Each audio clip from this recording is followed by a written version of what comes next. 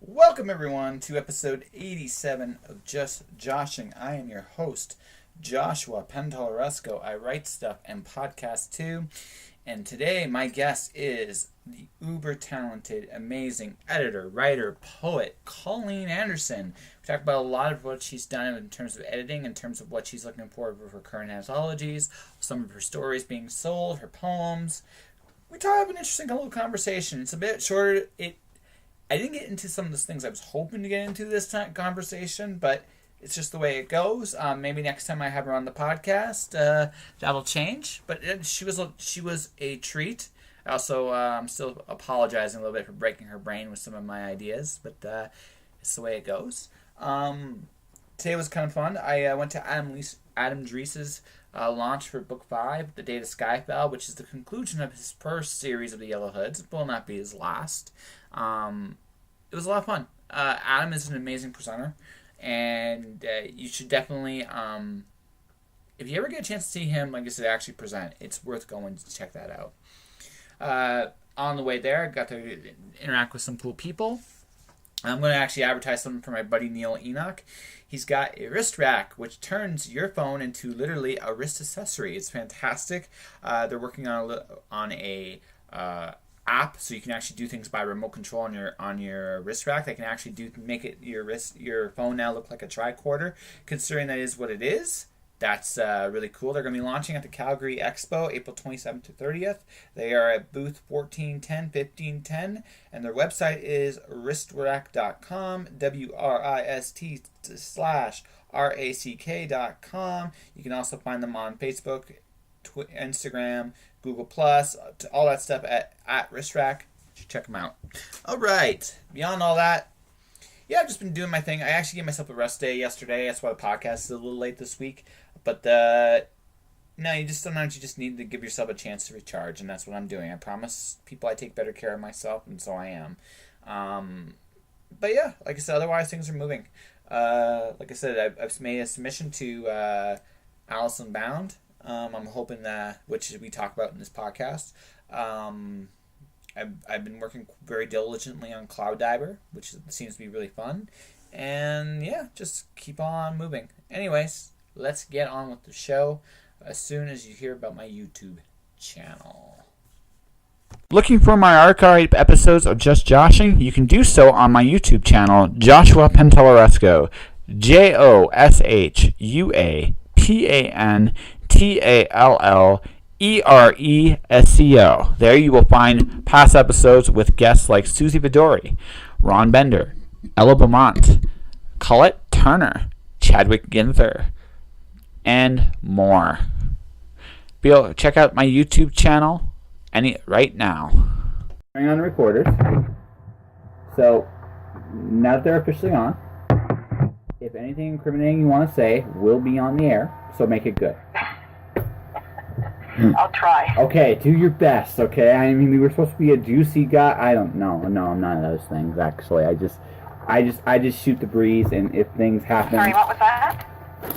I'm not that kind of show. I just shoot the breeze. I shoot the shit, and whatever comes out in the conversation, comes out in the conversation. So how are you? I'm good. Dealing with more snow in Vancouver. Yeah, we just got your snowstorm, so I can blame you guys. Vancouver snow? No, actually, sorry, Vancouver doesn't get snow, so it came from you guys. Oh, okay. No. See, you got it first, and we're getting it now, so I'm blaming you. It's all you. That's right. That's the way it is. So starting off with city rivalry, except the thing is, I'm not originally from Calgary, so I shouldn't really get in on the city rivalry stuff, because it doesn't mean so much to me. But well, I am originally from Calgary. Oh, you're from Calgary. Yes. And this is why I moved to Vancouver, to get away from the snow. No, I understand. It does still sometimes show up there, though, from time to time. And so, so what's the temperature there? 2 degrees. Something fun like that. Oh, that's fun. That's always fun. But Celsius, right? Not Fahrenheit? Yes. Okay. The regular temperature that Canadians. Yeah, I'm just making sure, because when I hear snow, people have this tendency to exaggerate it. It's like, it's minus this, minus that, but in Fahrenheit you go lower, it's actually really low. So it gets about minus 40, then it's minus 40 either way. It doesn't matter. But well, anyway. Another reason why I left Calgary. Yes. I work in it sometimes. My day job is I lift boxes for a living, and I'm okay at it. I get bored to tears with it mostly at this point in my life, but it pays the bills. But every once in a while, when it's weather like this, I'm in a trailer. I get to deal with all the elements. So, such as it goes. But one day I will be mature enough to go to Cancun or something like that and live there. I didn't know you need maturity for Cancun. You do need maturity for Cancun. Well, you do need maturity for Cancun a little bit because it's too tempting to have fun all the time in Cancun. And if you actually are living there, you do have to actually adult once in a while and pay bills. You know. Oh. Yeah, you know that adulting thing no one wants to do? That's right. Who wants to grow up? I don't. I had Bailey's and ice cream this morning. That's how I broke my fast today. Well, a good breakfast food at any time. Yeah, exactly. No one seems to have a problem with my choice, that choice I make. It just seems like, I wish I did that, is usually what comes out. Or something to that effect anyway. But, you are, I've done a little, not as much as I should have with research with you, but you have done quite a bit of cool stuff. Sure, what's cool? What's cool? Well, yeah. You've been an editor, you've been editing anthologies for quite a while. Well, I'm editing my third and my first solo. Nice. So is it coming out soon? No, actually, the guidelines are up, and I'm in accepting submission period, so it won't come out till 2018. But at this point, I want people to send me all sorts of wonderful, weird, wild stories. Yeah, I saw that. Alice in Wonderland, right? Alice Unbound. So it's not Alice in Wonderland per se, it's the Lewis Carroll characters. So it could be from Alice, but it could be from a couple of the other things he wrote, like The Hunting of the Snark. There's poems, of course, in things like Through the Looking Glass. So it could be any character, but more like in our world. Which taking parts of that Wonderland world and using it in kind of the modern world or slightly futuristic. That could be a lot of fun. I actually was thinking about submitting to it. I'm doing 3 books this year, so I'm kind of like I need to do. I just finished the draft on my second one, and I kind of want to do just some short stories before I really get into my third one, because it's been two very different writings.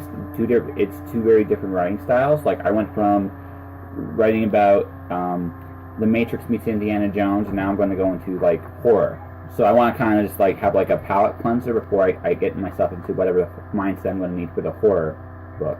So, but no, like. Well, I encourage you to you could submit something, and in fact, I'm taking long poems, so kind of like epic poems, 1,000-word poems, and I know you've told me you've written some very epic poems, so I have. Consider that genre. I could, and you are an accomplished poet yourself. I've been noticing you've been getting some stuff published recently, so congratulations. Yes, that's I'm publishing, I guess, more than every year gets a little bit better, so that's the right direction to go. Absolutely, that's the way it goes, and poetry in particular is not the easiest world to get into for a lot of different reasons, and it's like you said, done not 1, not 2, not 3, but 4 different books. I've seen 4 different works this year being published. Is that right, or did I overcount? Sorry, 4 different cut poems. Out there for a second. 4 different poems. Or was it? 4 different poems this year. This year, yes. It's more than 4. Ooh. I've got. Let me see, 2, 4, 6, 8, 10 poems so far coming out this year. That's awesome. Actually, one just came out in Dead Lights magazine in February, so that one came out already. Nice. So, congratulations. The other places, some are Most are in the speculative field, but I've got a couple poems that are going to be out in a magazine called Transition. That's from the Canadian Mental Health Association in Saskatchewan. Nice. So the thing with poetry is, as you know, when you write poetry, it's almost all speculative in a way. So a lot of poems can kind of fit into multiple genres. Yeah. Well, today I'm noticing more and more as I read, genres are mixing more and more together. I find personally when I write, I like playing a whole bunch of different ideas and try to make them one cohesive story. Like my epic poetry is Fall Man, post-apocalyptic teen fiction, but again it has epic poetry and it even has some illustration to it. So I'm playing with a bunch of different stuff now, and I find that seems to be more and more a common theme. I think it's just works are becoming a lot more flavorful. Do you agree, disagree? I think that's been going on for a while. In fact, we just keep changing the terminology. So, let's look at myths. Myths were beliefs and religions at one point, and they became fables, they became fairy tales, they became fantasy, they became science fiction. Science fiction went into all these subgenres, horror did. So,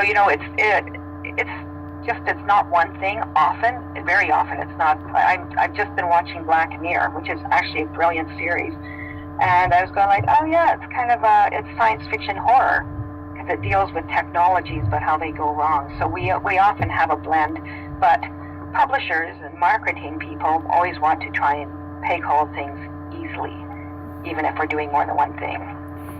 Yeah, which is interesting because today what I have noticed more and more getting into this myself is we've become more niche orientated as a business. And you were about to comment, so I'm going to let you comment if you're going to comment. I think we've been niche orientated for quite a while. I used to work in a bookstore ordering books, science fiction, fantasy books, and I remember the time when there used to be the publishers would put out so many westerns every month, and science fiction and fantasy and horror, and then horror got a bad rap. It wasn't selling. People, I think it kind of went into the splatterpunk phase, which actually did not appeal to a lot of people.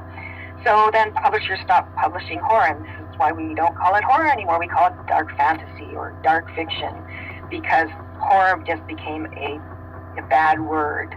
And so it's just one of those things that we've been doing these genre classifications, I'd say probably, I don't know how far back it goes, but I'm going to guess probably since the pulp magazines were coming out back in the 50s and 60s and earlier.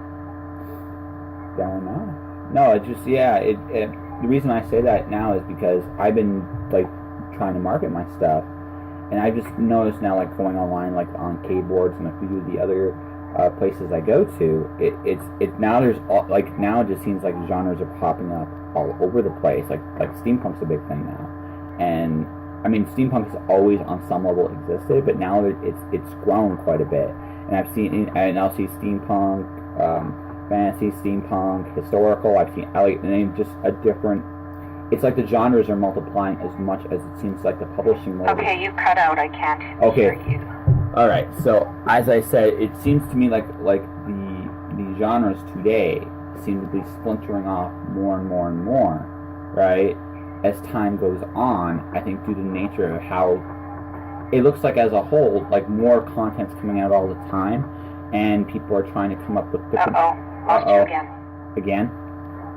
Yeah. So Facebook has gone down the well of evil here, okay. Yeah, you froze, so I couldn't hear. Well, you didn't freeze, the technology froze. The technology froze. Let's see what we can do about that. So let's see what we can do. Let's take off a couple things here and see if it's on my end at all. If it's on my end, I will try to fix it. So, sorry about this. Not a problem. It's technology. It's Skype. It tends to always have a little bit of a bugaboo. A bugaboo. Is that a technical term? It is. Yes. Bugaboo, a technical term used by Colleen Anderson.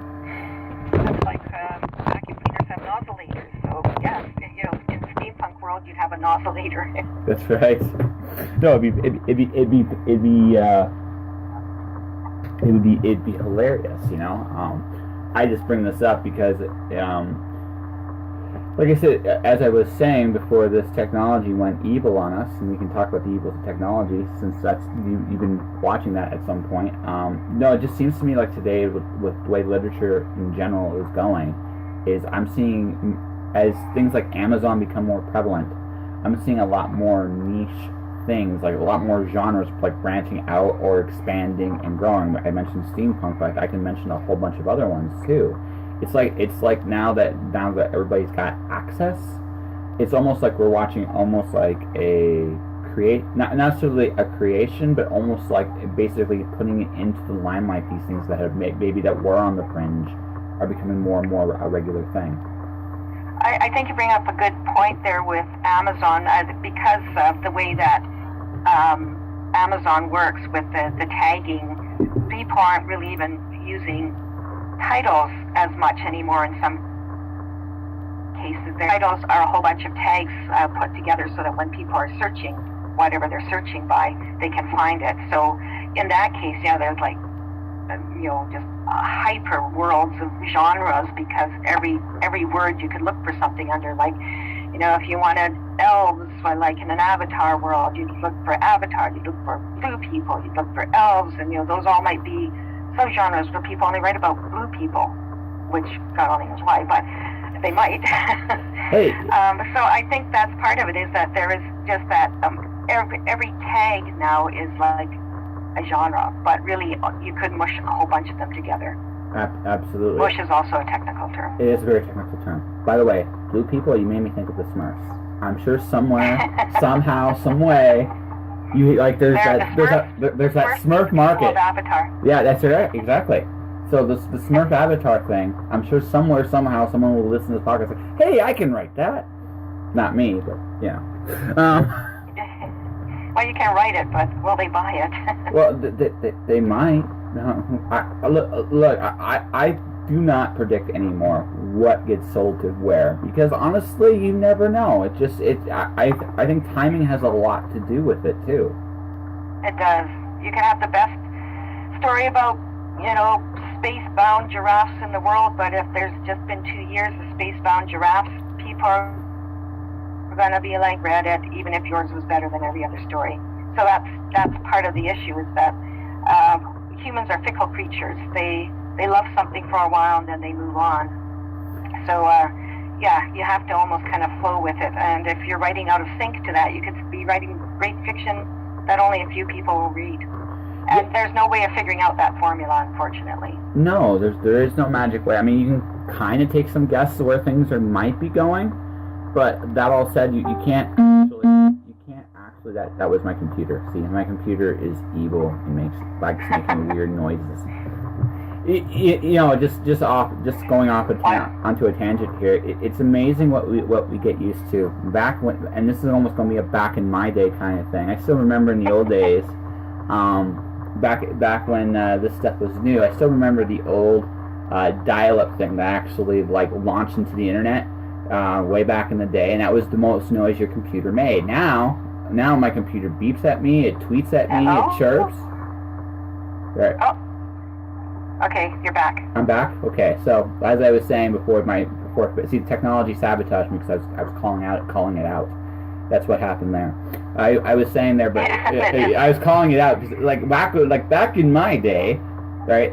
The only noise I heard on my computer was when things dialed up. Do you remember the old dial-up thing way back in the day going on? Oh, yeah. Now this thing beeps. Yes, the ones that sounded like the early fax machines as well. Yeah, exactly. I actually miss that sound, which is really weird to say, but it's true, I do. Because now my computer beeps at me, it chirps at me, it dings at me at random points. So I'm like, what the heck? I just missed it when it just did it once upon a time. But anyway, I do. It's an amazing. I mean, don't get me wrong. Technology is amazing. Look, the fact of the matter is, I am having a conversation with an accomplished poet, writer, editor. Complaining about blaming Calgary for her weather. for whatever nefarious reasons she has, I think maybe she just doesn't like Calgary very much anymore, but that's okay. But the fact that we can actually do that is actually incredible. It's one of the coolest things about our time is I can talk to anybody I want to, and that's true. Yeah, you know. Anywhere around the world. Exactly, and I do. I talk to people all over the world. It's an amazing, I almost want to say miracle, actually, that in our time that I can have a chat. Like my friends list, I have people from Calgary, but I also have people that I talk to regularly from Winnipeg, Arizona, Indonesia, England, and but that's the thing though. Our world is smaller today, right? It's true. Yeah. So, and that's a really cool thing. I don't have to travel as much anymore if I don't want to. I think I am going to want to travel at this point because I'm still young enough where I'm like, I want to see more of this wonderful world of ours and all the craziness thereof, and I don't want to hide behind my computer all the time because that drives me nuts. But that's me. So. Well, of course, the world is quite varied in a lot of ways, and there's a lot of cultures, and a lot of those cultures can lead to ideas for stories and poetry. Absolutely, and fiction. I'm actually doing. I'm doing for me the last since. So I guess I should ask this: would you actually like? Would you legit want me to actually send you some of the poetry I've done? Sorry, say that again. Do you want to actually have me legit send the poetry, some of this poetry I've done to you? I'm just asking that right now. As long as it fits the. Yeah, if it fits the theme of the guidelines for Alice Unbound, so make sure it fits the theme. I promise it will. Okay. I just because I'll give it a shot. I'll make no promises it will be good, but I'll do my best. Well, I'm making no promises I'll accept it. Oh, exactly. Just be gentle in your rejection. Just like a gentle judo chop. Like no, done. Yeah. I tend to try and be gentle when I've edited before for magazines. I had to make it a point to, if I rejected something, say why I was rejecting it, but say a good thing and then say what wasn't working. Because as a writer myself, I've always appreciated it when I get feedback, even if it's just a couple words. And secondly, it helped me hone my own reviewing and editing skills. Because if I just went, I don't like it, well, why don't I like it? What's not working? So that helps me then look at my own writing and go, am I doing that in my writing as well? Sorry, finish. My bad. That's why I try to be constructive, because nobody likes your work is crap and you should get a job as a garbage collector, because nobody really has the right to make that decision. Editors are human beings and they're subjective to what they like. So, there's pieces that I not sold to one place and I sold to another. So that happens to everyone. Except for me, the truly brilliant writers out there who are lucky enough to, everybody wants their work. Yes. Well, first off, you have the patience of Job. I can kind of tell that, because I've been an editor. Like, I was an editor of a student magazine, and don't get me wrong, it's truly humbling to see some of the works people can really do. It's incredible. But every once in a while, you get something that's just really terrible. Like, there's nothing. Like, you want to find something nice. Yes, well, that's true, and sometimes there are some works that are just way too raw. It's like grabbing a hunk of mud out of the earth, and there might be a diamond in there, but splatting it down and going, look, it's beautiful. And, it's like, while I may have the patience of Job in some senses, there are things that will always annoy editors, and not following guidelines. And, when we were editing for Playground of Lost, somebody was sending us chapters of their book. And it's like, did you even read the guidelines? I mean, this is an anthology of short stories. We're not taking book chapters. And, that person got a very annoyed answer, because, it's like, respect the people and their time. It's like editors are reading a whole bunch of stories, and it's like, if we're going to respect the writers also have to respect the editors. I think that's why I gave you the compliment earlier, because I also know this too. When you do submissions, you get flooded usually with a bunch of different things. And it's hard actually to take a moment. I understand. Like, I got my own collection of rejection letters, very few of them go into real detail. I've gotten some nice ones. I've gotten some of the nicest I've never felt so happy to be rejected in my whole life. It's like they didn't take my story, but they really liked this part at least. And that's great when you get that, but that's rare because you don't always, as an editor, it's really hard to find that kind of time. Even with people following the guidelines, even with people that like do the due diligence, because I mean, I'm assuming in this, since you're doing this yourself, you're the only one going through the slush pile, quote unquote.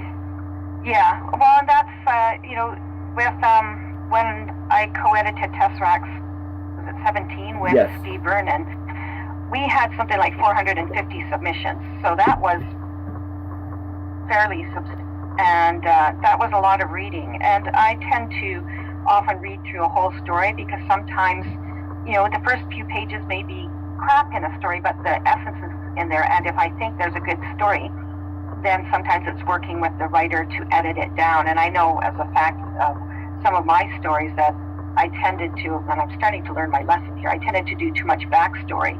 So I've had editors chop off the first couple pages of my stories and then have me add more inside and longer than they were to begin with. So, but it's hard, like, when you're looking at the magazines too, where the editors are getting, who knows, thousands of submissions a month. They don't have time to give any input. They have a form letter and away you go. And, that's just the way it is. And so it's like, if an editor takes the time to make a comment, then a writer should actually be very appreciative of that. And I mean, I've had some writers give attitude back, and it's like, all you're doing is hurting yourself in the end, because people are going to blacklist you if you keep being too much of a pain. And, it's like feedback, like I've had great rejection letters where they gave me a whole bunch of feedback. And, back in the day when we were using computers, but we weren't emailing, so sending them by, printing them and mailing them to the States. I've still got letters where Scott Edelman wrote me like a long letter, and we'd start chatting about, how's your wife, how's life, and I've got those letters because that's a rare thing now to even get into where you're kind of like a chat mode with an editor, even if they were rejecting you. Well, as it's one of my perks of me doing a podcast like this, because you're not the first editor I've had on the show. I've had the fortune of interviewing quite a few different editors, and this has allowed me the ability to kind of get with at least some of them this kind of relationship with, because I know that's a really it's a really hard thing. It disappeared. Oh yeah, I did. Did I disappear? Am I back? Yes, there was something about with you with the podcast. Yeah, so I do the podcast, right? One of the cool things about me doing the podcast is I get to meet and talk with all sorts of walks of life. And for me, I'm humble because you're one, like again, I read a little bit more of your resume as we've been talking. You've accomplished quite a bit in this field, like honestly, and you're still going and you're still moving up, and it's impressive. And I mean that, like, it's really cool that someone like you has agreed to come on the show, and I don't ever take that for granted. But the thing is that with that too is I've made some really good friendships because of this show, and that's given me. I'm not gonna say it's that was the goal of doing this show, but it's definitely been a benefit of doing it. But I know it's a rare thing these days. It's people now. It's because I think the world's gotten smaller. I just think there's this emphasis now that nobody has time anymore. There is that. It's like, it's weird how, computers were supposed to make things more efficient, but we seem to have less time as technology eats up our brains. It's true though. I mean, well, it's also now it's easier. Pardon me. It's easier now for me. Okay, I do a podcast. I write. I have the opportunity. I have other opportunities in other mediums that have presented themselves this year, which may or may not go anywhere. I'm not holding my breath, but it's a possibility. I think the thing is too. This goes back to what I said earlier about access. We're all more accessible now, and because of that, certain like in my case for sure, I get opportunities I don't think I would have had in any other age, just based on the fact that I'm so connected. And I think everybody's like that now. We have to be connected because we have to put our name out there. We have to do these things. That's the theory. And what ends up happening is, okay, you're editing this anthology. Now, maybe up the way, someone might come to you and go, hey, Colleen, how about, you ever think about doing something on YouTube? Which I'm not saying you would do that, but it's a possibility that might come up. Or maybe, hey, Colleen, would you like to do a video of some kind? Or hey, because the genre, the mediums now are also more interconnected now. It's not inconceivable today as an artist to do a story that takes place in 4 or 5 different mediums. It's not inconceivable at all, and I think that's what happens with a lot of us in life. Like, I write. I never intended to do a podcast. I never intended to do stuff on YouTube. I never intended, but these are things that have been given. And I think that's what eats up our time. Is I think now that since we have more access, we're more accessible. More things are just thrown on our plate. Right. That's my theory. I could be wrong. Yeah, it's partly that. I think that is partly, I don't know, we have a different pace in North America, and a lot of people have said that Europe doesn't have quite the same pacing, and we seem to, consume our time with technology and feel like we have to always be connected to it. But it's true, there's been more opportunities. Like, I was in Calgary last year at When Words Collide, and then he sent me a message on Facebook, hello Facebook, and said, I just was looking at, some of the things you've done in the past, and I didn't know you did Arthurian fiction, so do you want to write a story for our anthology? So I sent him a story, and they just accepted that. Congrats. Yeah, so it's, and that's an opportunity where, technology speeds these things up. I've worked on juries. I co-judged a contest with Steve Vernon, who lives in Halifax. He and I have never met in person, and yet we've co-edited an anthology and co-judged, and been able to do that without ever actually. And there are those opportunities that the digital world does give us. And I've been on jury for the Stokers, as a member of the Horror Writers Association, which again, if I had to be mailed manuscripts to read, it would be probably unfeasible and more costly for the association. So this way, everybody loads up, the stories and the manuscripts for all the different categories, digitally, and then the jury can read them through Submittable. Yes. So, and it's amazing too, because technology is only getting faster too. We might become even more instantaneous as time goes on. Yeah. Well, I think going back to Black Mirror again, just because it deals with technology, and a lot of technology that plays off of the current, like everything's just near future. It's like, everyone's got their cell phones and their, or they've got cameras in their eyes, and then what happens when you take that so far in the future, and that you can actually make a memory, a digital copy, but it thinks it's alive, so because it's you. So I think it's a fascinating way of looking at it, because often what's portrayed in science fiction becomes science. Yeah. Heinlein and Asimov and Clarke, the things that they were writing about, back 30, 40 years ago, those inspired science. They inspired things like Waldo's and, different types of technology. So it's kind of like science fiction and science can be very much the same thing, and what's science fiction one day is science the next day. Well, one of the most famous stories of that is way back in the 30s, Analog Magazine had a story that dealt with the atomic bomb. And it was just a fiction story, but the U.S. military actually came in and interrogated the magazine because they wanted to know how they got this information. And the truth was they didn't. It just, what happened was, guy came up with the idea of this story, and it exists. The human consciousness. Yeah. The human consciousness is an amazing thing, and it can imagine amazing things, and horrifying things, and both can be made reality. Exactly. Yes. It's like humans, we have the great capacity to make wonders, like amazing pieces of art and architecture and create great things. We have amazing capacity to be monsters and just, destroy things and destroy each other and do horrific things and, make horrific things like bombs and that. And it's like we are quite the scope of what creation can be. Well, we're neither angel nor animal, but we're somewhere in the middle, and that's, and I think everybody has to make their choices on what they want to be in life.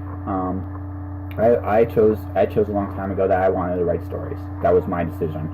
My reward for it has been a cross-country journey, 2 countries. I've gotten to work with my heroes, and I've met some amazing people, and I've done some amazing things. And as I've gotten older, I've grown more unsatisfied with the things I've done. I want to do more, and that's been my journey. But not everybody has to look at it a little differently.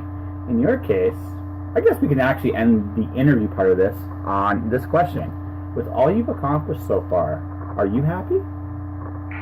I think it's the creative intellect to never, like if I said that the story I wrote yesterday was the best story ever that I'm ever going to write, I may as well stop writing, because I think we are always trying to better ourselves, go farther. So am I happy? No, I don't feel that. I know I've published a lot, but I'm not where I want to be. So in that sense, I'm not satisfied. I'm still seeking. I'm still trying to grow. I'm still trying to perfect my writing, which, gets better, but I'm also quick because I don't think it's where it should be. And it's kind of a frustrating spot to be in, to go, I'm being more successful, but it's not right. So I'm going to continue to I'm just too stubborn to stop, though. So I'm going to continue to try and write and, come up with amazing ideas and come up with amazing writing, and hopefully I will become more amazing until I am amazing. Fake it till you make it, right? Yeah. Well, I'm just going to say one thing. You probably are amazing. Maybe not that ideal amazing you're going for, but I don't think anybody that can look at what you've done couldn't say you're an incredible talent. From me to you, and I mean that. You're awesome. So. Well, thank you. Yes. So, to end this interview, what's coming up for you, and how can people find you? Okay, well, they can find me at my blog, which is www.colleenanderson.wordpress.com, which I write on infrequently because I'm too busy to write in my technology, but I do write there.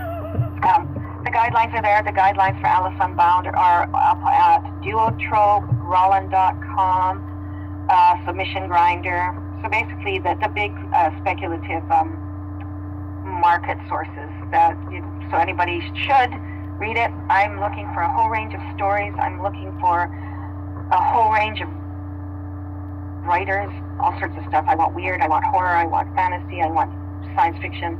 So that's what I'm working on. I'm trying to get back into writing an alternate history novel, which I started last year and then got stuck because I couldn't get a character arc going. So I have a new computer on the way coming, and as soon as I get that, I'm hammering that out. I'm going to try self-publishing some stuff on Amazon, so that will hopefully happen in the next few months. Let's see, stories coming out in Futuristica. That's due out in, this month, I think. Poetry and Eternal Haunted Summer, Polar Borealis, Deadlights, Grievous Angel. Actually, if you Google my name, I usually come up near the top, at least in North America, of the Colleen Anderson out there. Actually, I want to just, there's one correction there. I did look you up on Google.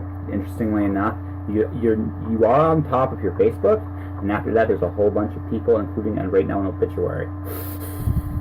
So. Yeah, yes. Yeah, so Googling in general will bring you to my blog as well. So let's see, as On Spec, I think a story's coming out this year in On Spec. Cool. One just came out in an online magazine called Deep Waters, and Beauty of Day death last. So that's a few things. Yeah, that's. And Beauty of Death is on the it's nominated for a Stoker in the anthology category. Congratulations.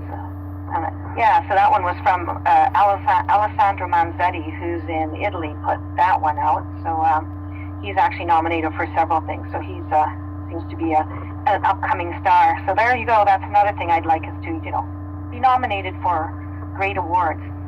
So someday I did make it to the long list for a Stoker in short fiction a couple years ago. So that was something.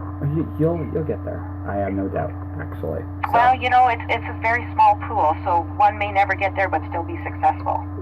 Well, it's true. I think, okay, well, see, I always look at this, I would, personally, in a perfect universe, I would love a Hugo and Nebula and something along those lines. Wouldn't we all? Wouldn't we all, right? But at the end of the day, honestly, I would be just simply content that I'm making a living doing what I love to do. Now, if people want to recognize me for being awesome, great. If they don't, that's okay. I'm still awesome. That's how I. That's how I still. Well, and don't forget, we have the Canadian Aurora Awards. Absolutely. And I have all my works listed there for last year's publications that are being nominated this year. So people can go and nominate if they think that it's worthwhile. And I believe, most of the writers will actually send a packet if people want to read some of the stuff. A lot of my stuff is online, so it's easy to find. Very, very cool. All right. So, and that was Colleen Anderson. You should check out some of her works there. As she mentioned, Alice Unbound is still open for submissions as of this podcast, so you should check it out at xlpublishing.submittable.com. Check out Colleen's website. She's got some cool stuff up there as well. And yeah, that will do it. This is the early edition of Just Joshing. My next guest following this one is going to be really cool. Someone I was really flattered that would agree to do my show, and that's all I'm going to say about that.